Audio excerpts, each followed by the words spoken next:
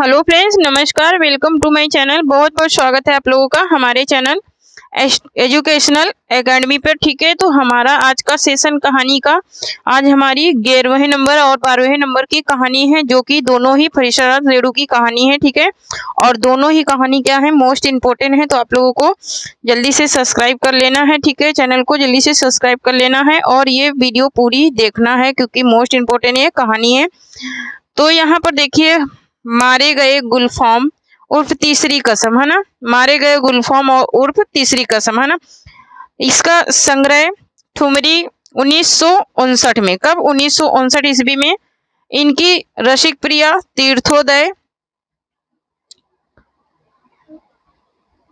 तीर्थोदय और ठेस नित्यलीला पंचलाइट और क्या है सिर पंचमी, क्या है सिर पंचमी का शगुड़, और क्या है मारे गए गुलफाम उर्फ तीसरी कसम, लाल पान की बेगम और तीन बिंदिया।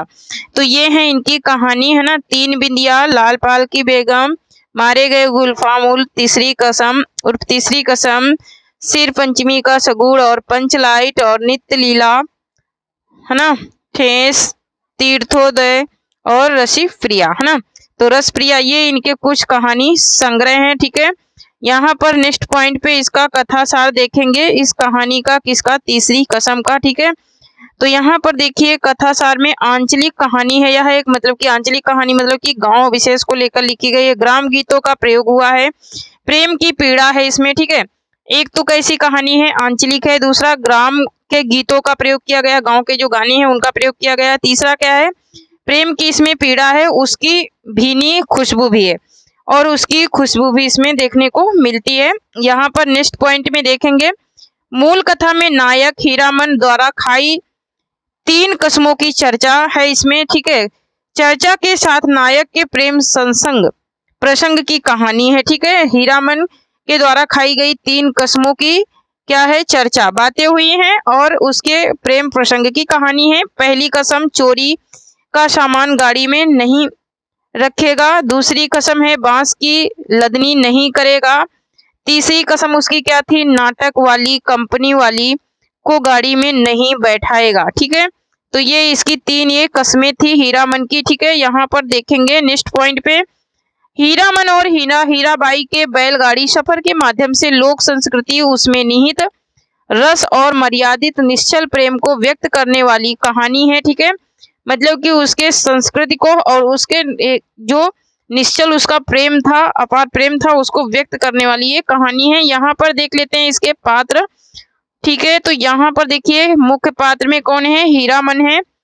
खादी देहाती पात्र है, 40 साल का हट्टा खट्टा काला कलूटा देहाती नौजवान, जिसे अपनी गाड़ी और बैलों के सिवा दुनिया के किसी अन्य काम में दिलचस्पी नहीं, 3 काम न करने की कसम खाता है। ठीक है, 3 काम न करने की कसम खाता है।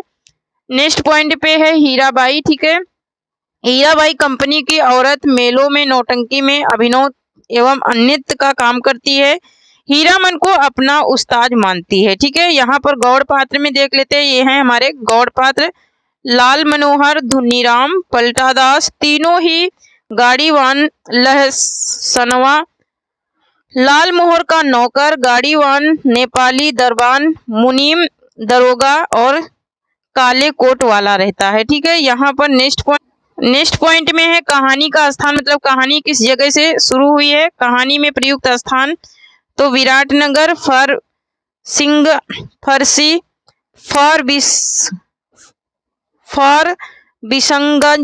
फारबिसगंज और खरैया शहर, और चंपानगर, भगदड़, सिंधिया गांव है, कानपुर हीराबाई का घर है, और तेगछिया, महावीर स्वामी, छत्तापुर, 25 मदनपुर, बिशनपुर, हरिपुर, नननपुर, मीना बाजार, बनैली मेला, 2 नौटंकी कंपनी, रौती कंपनी और मथुरा मोहनी कंपनी। ठीक है, तो यहाँ पर ये हैं तो कुछ इसके कहानी के प्रयुक्त स्थान। यहाँ पर नेक्स्ट पॉइंट में देखेंगे इसमें विशेष बातें क्या हुई हैं। तो यहाँ पर देखिए फ्रेशर रेडू ने नई कहानी के दौर में प्रेमचंद के गांव और उसमें बसी दुनिया को अपनी कहानियों में जिंदा रखा है। समाज के समान पात्रों को अपनी कहानी का नायक या मुख्य किरदार बनाया है। उदाहरण के लिए गाड़ीवान काला कलूटा हीरामन कहानी में 3 काम ना करने की कसम खाता है। चोरी का सामान, बस की लदनी और कंपनी की औरत, ये 3 काम नहीं करने की वो कसम खाता है। नेक्स्ट पॉइंट पे देखेंगे। नेक्स्ट पॉइंट पे है कि हीरामन का सहज और सरल व्यक्तित्व, मसलन भाई के प्रति सम्मान और भौजाई से डर। रेणु ने लोक जीवन की समृद्धि को दिखाया है। उसमें त्याग, गीत और परिवेश को सुंदर ढंग से सजाया है। हीरामन का संसार लगा और देखा से बना, हीराबाई का संसार परखा है। ठीक है, नेक्स्ट पॉइंट देखेंगे। नेक्स्ट पॉइंट में कहानी में एक जगह जगन्नाथ दास धाम नाम का उल्लेख हुआ है। इस कहानी पर तीसरी कसम फिल्म भी बनी, जिसके संवाद लेखन का कार्य स्वयं रेणु ने किया। कहानी को मूल संवेदना प्रेम है। कहानी का जो मूल संवेदना है वो क्या है? प्रेम है। यह एक अधूरी प्रेम कहानी बनकर रह जाती है। तत्कालीन समय में मनोरंजन के साधन नौटंकी का वास्तविक चित्रण हुआ है। इसके मुख्य उद्धरण को देखेंगे, जो प्रमुख इसके उद्धरण हैं उनको देखेंगे। हीरामन समझ गया इस बार निस्तार नहीं जेल। हीरामन को जेल का डर नहीं, लेकिन उसके बैल न जाने कितने दिनों तक बिना चारा पानी के सरकारी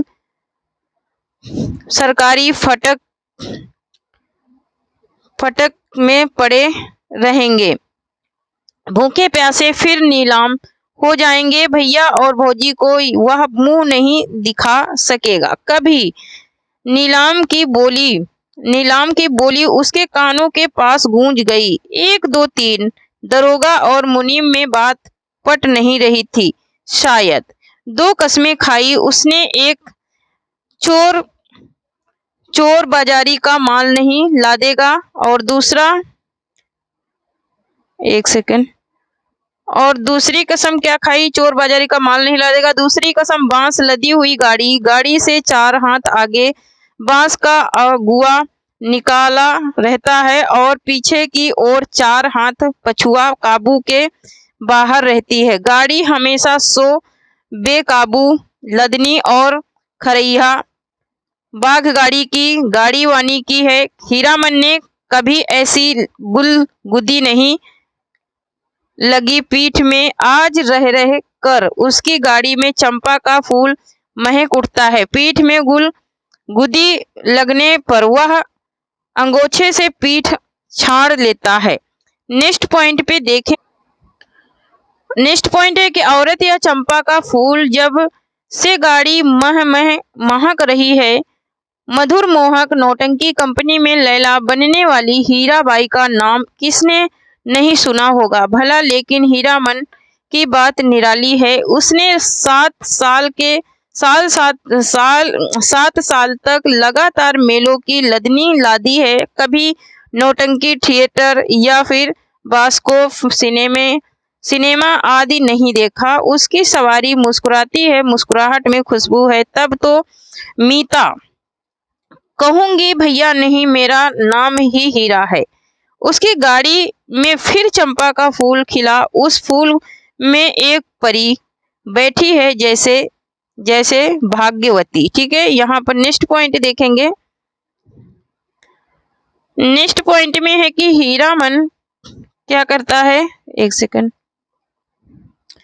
हीराबाई ने परख लिया कि हीरामन सचमुच हीरा है। हीरामन की भी शादी हुई थी। बचपन में ही गौने के पहले ही दुल्हन मर गई। हीरामन को अपनी दुल्हन का चेहरा याद नहीं। दूसरी शादी न करने के अनेक कारण हैं। भाभी की जिद, कुमारी लड़की से हीरामन की शादी करवाएगी। कुमारी का मतलब हुआ 5-7 साल की लड़की। अब हीरामन ने तय कर लिया कि शादी नहीं करेगा। विदागी नैहर या ससुराल जाती हुई लड़की। एक काला आदमी राजा क्या महाराजा भी हो गए, रहेगा काला आदमी ही। चाहे वो राजा हो या महाराजा हो, वो काला का काला ही रहेगा। ही साहब के जैसे अकिल कहाँ से पाएगा। हीरामन हीराबाई से छुकोरा नाच के मनुआ नटुआ का मुंह हीराबाई जैसा ही था, कहाँ चला गया वह जमाना। हर महीने गांव में नाचने वाले आते थे। हीरामन ने छुछोरा नाच के चलते अपनी भाभी की ना जाने कितनी बोली ठोली सुनी थी। भाई ने घर से निकाल जाने को कहा था, मतलब भाई ने भी घर से निकल जाने को कहा था उसके नाच को देखने के कारण। यहाँ पर नेक्स्ट पॉइंट में देखेंगे, नेक्स्ट पॉइंट में हीरामन दुनिया भर की निगाह से बचाकर रखना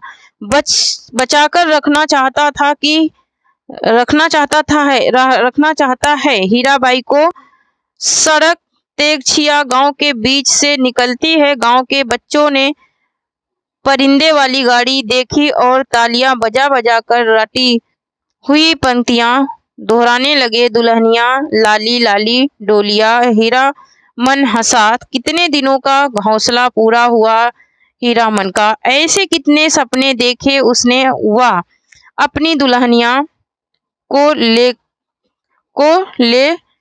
कर लौट रहा है। हर गांव के बच्चे तालियां बजा रहे हैं और हर नेक्स्ट पॉइंट देखेंगे,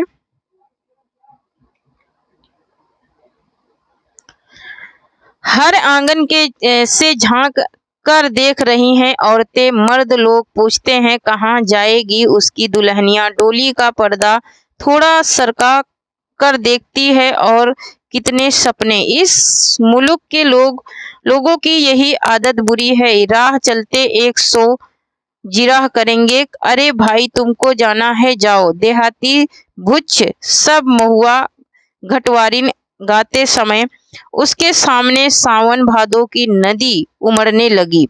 अमावस्या की रात और घने बादलों में रह रहकर बिजली चमक उठती है।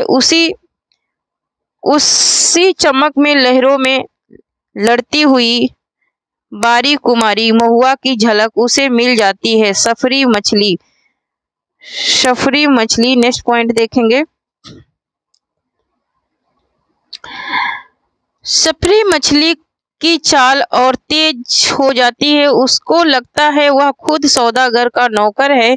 महुआ कोई बात नहीं सुनती, पर तीती करती नहीं, उलट कर देखती भी नहीं। और वह थक गया तैरते तैरते। तुम मेरे उस्ताद हो। मेरे शस्त्र में लिखा हुआ है यह अक्षर सिखाने वाला भी गुरु और एक राग सिखाने वाला भी उस्ताद होता है।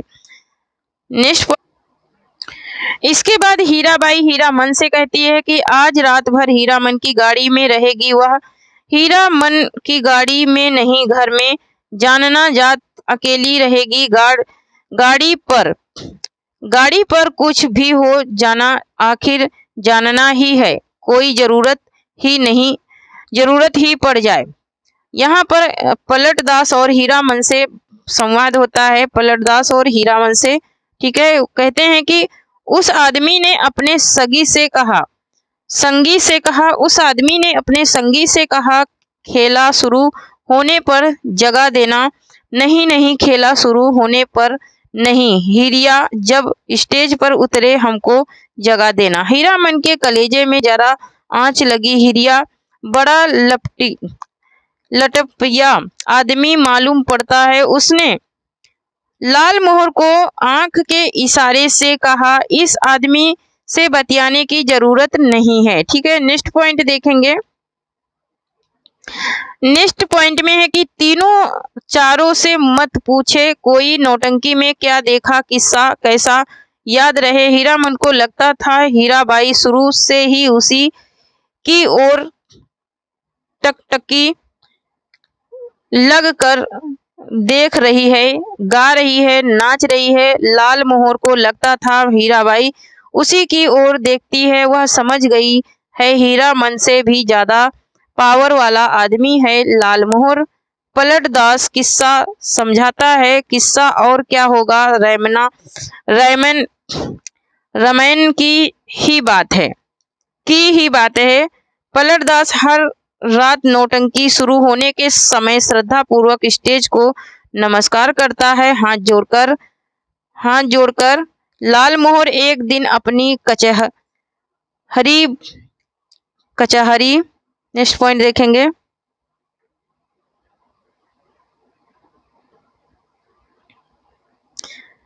बोली सुनाने गया हीराबाई को हीराबाई ने पहचाना ही नहीं। तब नेक्स्ट पॉइंट देखेंगे।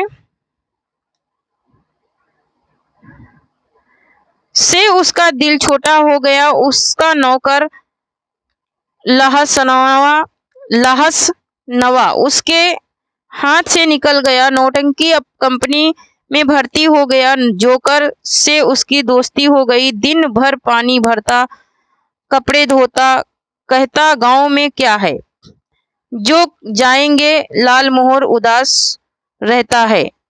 धुन्नी राम घर चला गया बीमार होकर। यहाँ पर नेक्स्ट पॉइंट देखेंगे। नेक्स्ट पॉइंट में है तेरी बाकी अदा पर मैं खुद हूँ फिदा, तेरी चाहत को दिल बर बया करूँ क्या करूँ, यही ख्वाहिश है ही हूँ, तुमको देखा करें और दिलो जान में तुमको देखा करें। ये इसने पंक्तियां कुछ बोली है इसके बारे में, हीराबाई के बारे में। नेक्स्ट पॉइंट देखेंगे। उस्ताद जानना मुसाफिर खाने के फाटक के पास हीराबाई ओढ़नी के मुंह हाथ ढक कर खड़ी थी। थैली बढ़ाती हुई बोली, लो हे भगवान, भेंट हो गई। चलो, मैं तो उम्मीद खो चुकी थी, तुमसे अब भेंट नहीं हो सकेगी। मैं जा रही हूँ गुरुजी।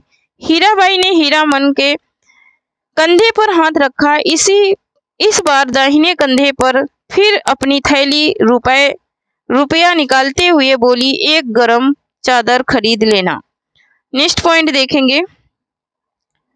नेक्स्ट पॉइंट में हीरामन क्या करता है। हीरामन की बोली फूटी, इतनी देर के बाद इस हरदम रुपया पैसा रखिए, रुपया क्या करेंगे चादर। हीराबाई का हाथ रुक गया। उसने हीरामन के चेहरे को गौर से देखा, फिर बोली, तुम्हारा जी बहुत छोटा हो गया है।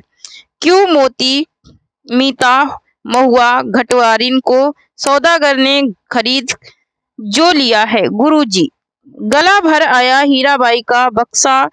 ढोने वाले ने बाहर से आवाज दी, गाड़ी आ गई। हीरामन कमरे से बाहर निकल आया। बक्सा ढोने वाले से नौटंकी के जोकर जैसा मुंह बनाकर कहा, लाट फरम। नेक्स्ट पॉइंट देखेंगे। लाट फरम से बाहर भागो, बिना टिकट के पकड़ेगा तो 3 महीने की हवा।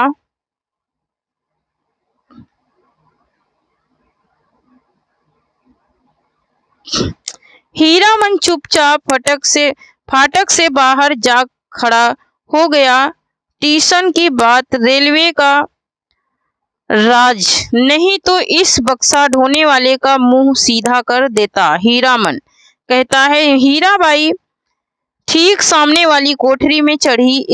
इतना टन गाड़ी में बैठकर भी हीरामन की ओर से देख रही। टुकुर टुकुर लालमोहर को देखकर जी जल उठता। हमेशा पीछे पीछे हर दम हिस्सेदारी सूझती है। नेक्स्ट पॉइंट देखेंगे।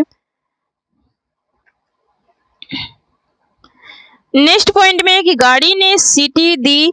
हीरामन को लगा उसके अंदर से कोई आवाज निकलकर सीटी के साथ ऊपर की ओर चली गई। कू कू कू, इस छी छी छी छक गाड़ी हिली। हीरामन ने अपने दाहिने पैर के अंगूठे को बाएं पैर की एड़ी से कुचल लिया। कलेजे की धड़कन ठीक हो गई। हीराबाई हाथ की बैंगनी साफी से चेहरा पोंछती, साफी हिलाकर इशारा करती, अब जाओ। आखिरी डिब्बा गुजरा। प्लेटफॉर्म खाली, सब खाली, खोखले मालगाड़ी के डिब्बे। नेक्स्ट पॉइंट देखेंगे।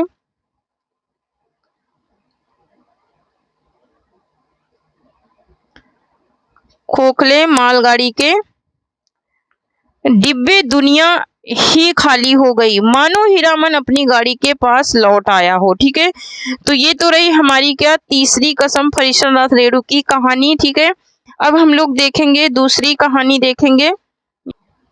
तो ये 12 नंबर की कहानी है लाल पान की बेगम। ठीक है, लाल पान की बेगम, ये भी फरीश्वरनाथ रेणु की कहानी है। प्रथम प्रकाशन कहानी पत्रिका में जनवरी 1957 में हुआ। इनके कहानी संग्रह क्या है? ठुमरी है 1959 की है, रसप्रिया, तीर्थटन, ठेस, नित्यलीला, ठीक है, जो अभी अभी पढ़ के आए हो, है ना। पंचलाइट, सिर पंचमी का सगुन, तीसरी कसम उर्फ मारे गए गुलफाम, लाल पान की बेगम, ठीक है, तीन बिंदिया, है ना। तो ये तो रहे इनकी कहानी संग्रह, इनके रहे अन्य कहानी संग्रह। यहाँ पर देखेंगे इसका कथासार देखेंगे।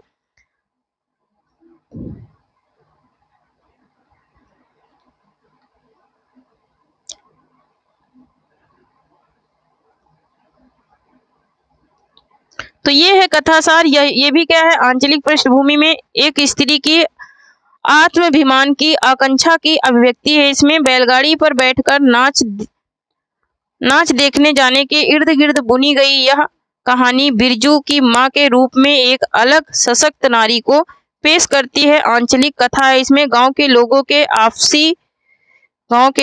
आपसी ईर्षा, द्वेष, राग, विराग और निराशा आशा का क्या है इसमें वर्णन है।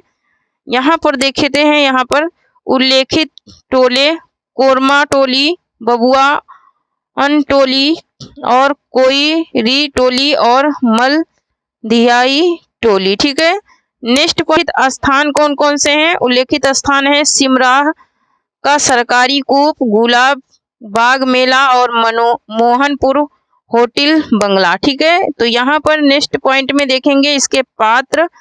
ठीक है, नेक्स्ट पॉइंट में इसके मुख्य पात्र बिरजू की माँ है, लाल पान की बेगम है जो बलरामपुर का नाच देखने जाने को इच्छुक रहती है, महावीर जी की रोड की मनौती बाकी है, और स्वाभिमानी कौन है?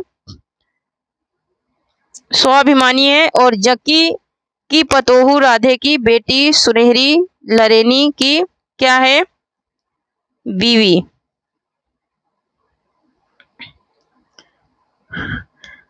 सुनहरी लरेनी की बीवी को अपनी गाड़ी में बिठाती है नाच देखने जाने के लिए। ठीक है, बिरजू के बप्पा सर्वे सेटलमेंट में 5 बीघा जमीन हासिल की है। नेक्स्ट पॉइंट पे देखेंगे, बिरजू की मां को बैलगाड़ी पर नाच दिखाने ले जाने का वादा करता है, मालधिया या टोली के मियाँ जान से गाड़ी ले आता है। ठीक है, नेक्स्ट पॉइंट में है बिरजू और बिरज मोहन इमली पर रहने वाला जिन बाबा को बैंगन कबूल हुआ दिया और नाच देखने की मनौती करता है। 7 वर्षीय बच्चा है ये। चंपिया बिरजू की बहन है। बास्कोप का गाना सीखने में रुचि है उसकी, बाजे न मुरलिया गीत गाती है वो। और यहाँ पर देखेंगे इसके गौड़ पात्र। तो गौड़ पात्र में क्या है? जक्की की पतोहू रेलवे स्टेशन के पास की लड़की है, बिरजू की माँ से नहीं डरती है, कुरमा टोली, ससुर चोर, पति डकैत है, मुहर चोर है, लड़ाकू है, और क्या है? मखनी फुआ है, तंबाकू की शौकीन है, बिरजू के घर रखवाली के लिए रुकती है। ठीक है, ये तो रहे इनके कुछ गौड़ पात्र। ठीक है, यहाँ पर इसका गौड़ पात्र। ठीक है, तो यहाँ पर बाबा साहेब जमींदार रहता है। ठीक है, बाबा साहेब क्या रहता है? जमींदार रहता है। नेक्स्ट पॉइंट में है प्रमुख उदाहरण है, पहले से किसी बात का मंसूबा नहीं बांधना चाहिए। किसी को भगवान ने मंसूबा तोड़ दिया, उसको सबसे पहले भगवान से पूछना, यह किस चूक का फल दे रहे हो? भोला बाबा, चल दीदिया चल, इस मोहल्ले में लाल पान की बेगम बसती है, नहीं जानती? दोपहर दिन और दोपहर रात बिजली की बत्ती भक्त भक्त कर जलती है। यहाँ पर जंगी की पतोहू से बात होती है, वो छोड़ दो, जब तुम्हारा कलेजा ही स्थिर नहीं होता तो क्या होगा? नेक्स्ट पॉइंट पे देखेंगे,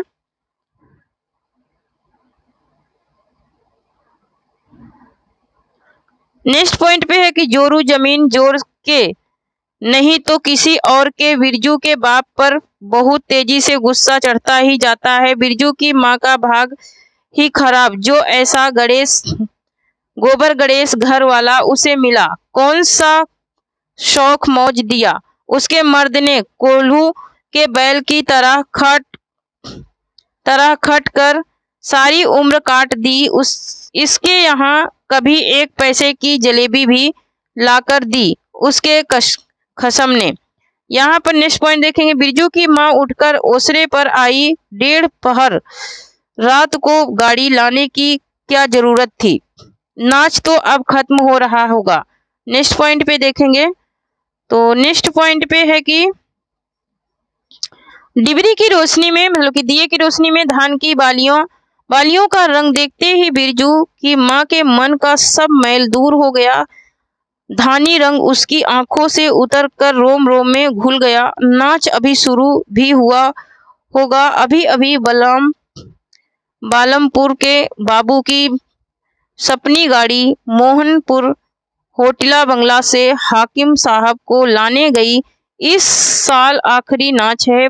पंच चीज टट्टी में खोस दे, अपने खेत का है, कहने की अपने खेत का ही है।